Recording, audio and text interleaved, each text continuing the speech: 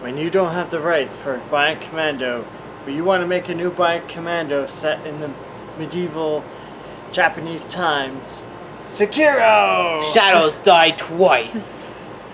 And your arm gets cut up at least twice that we know of. Yeah. Actually, I think it's just once. Really?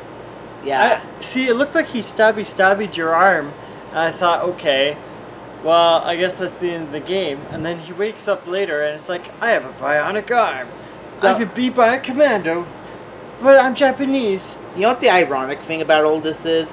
Not American. We previously played a similar game called Jedi Fallen Order, and given how Star Wars, its history is mired in Japanese film. Mm-hmm. So it's only natural that the next game we played is basically the inverse of what the Hidden Fortress was to A New Hope. And there's no lightsabers. Actually, I feel like this game's biggest enemy is... This reminds me of Neo, but like... that we played a long-ass time ago. Well... But less Dark Souls. Does that even make any sense? No, because Sekiro is actually made by the same guys that made Dark Souls.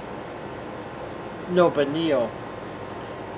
Yeah, Neo. Yeah, you have an idea. Yeah, similar to Neo, but I felt like Neo was more of a dungeon crawler like version of Dark Souls, and this is more of like Dark Souls, action. but samurai. Yeah, Dark Souls samurai, and like as cool as this reminds me of like one.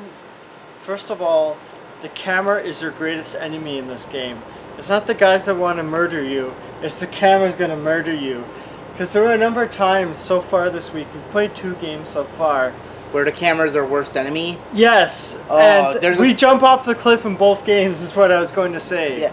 Yes. That ledge? There's no ledge. There's nothing on the other side. Let's jump anyways. Okay, the funny thing about the camera, I actually fucked around with the camera a bit. If you have the camera like positioned against this NPC, you can block him with the pillar, and then once it appears, he just takes a second to pop in.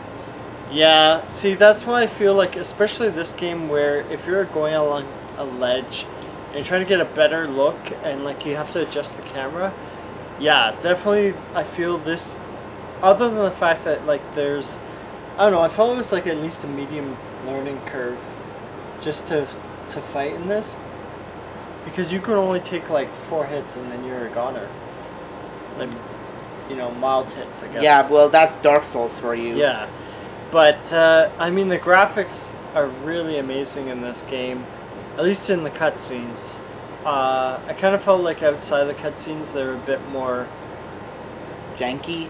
Well, a bit more hit and miss, I felt. I kind of felt like, from the little bit we actually played, I felt like they spent a lot of time in the cutscenes. Like, it was sort of like Final Fantasy, like... 7, 8, 9, and like how much time they've spent making the cutscenes versus like the rest of the game. Yeah, I like graphics. You know what I mean? No, I think I know what you mean. Yeah, but honestly, like this, it's a cool game. I picked it up for like 30 or 40. I feel like for $30, it's pretty cool. It just, to me, it feels like what if they wanted to make Tenchu in now. And there hasn't been a Tenchu game in a long time, so they just made this game. But like, I feel like there's stealth, but I feel like it's not like the same kind of stealth as like Tenchu. Yeah, but it's kind of hard to be stealthy. For what it is, that the stealth is pretty good. Mm-hmm. It's just that it teaches you how to do stuff that kind of contradicts. Like, for example, like, there's this thing where you can jump down to like stab someone, but the moment you do that, you alert this musket man from far. Yeah, and then there's like the 10-foot tall, like skinny Japanese Andre the Giant. I mean, Yeah. You know which guy I'm talking about? Yeah, the I think guy so. in the gate. He's like looks like 10 feet tall. It's like, where did this freak of nature come from? Not Japan. Like, well, when Andre the Giant and Inigo Montoya he would be perfect for the NBA. Really, that guy. He was like 10. He was taller than the gate. I feel like maybe he was next like a year. giant. The NBA is dead today. Yeah, that's coming back. But, anyways, yeah. So, great graphics. You have to love this genre because it looks like an arcade game to me, but it's not so much. Yeah, definitely feels. It is like you once you play this game, once you get you get the memo that it's a Dark Souls game. It's the same aesthetic. It's the same. Yeah. I just feel for the full price, like for $80 from what we played, I wouldn't personally go for it, but I'm not a huge Dark Souls guy. Yeah, if you're a huge Dark Souls guy, this would be worth it. If beat 'em up guy. Yeah, so. but now, ironically, we're talking about this, and recently Ghost of Tsushima came out. Yeah, like 3 days ago, 2 days ago, something like that. Yeah. Yeah. So I'd say if you love these type of games, you have a lot of patience for like counterattacks, dodging, all that. Perfect gameplay essentially. Go for it, but yeah, I'm more of a I want to have a good time gamer personally. So. And I found this to be a good time, so Yeah. I give this a 9 out of 10. Actually, no, scratch that. 10 out of 10. I appreciate it, but it again like it's just too frustrating for me. I would give it like 8.5, 9. I wouldn't give it 10 out of 10 just because it's just too much.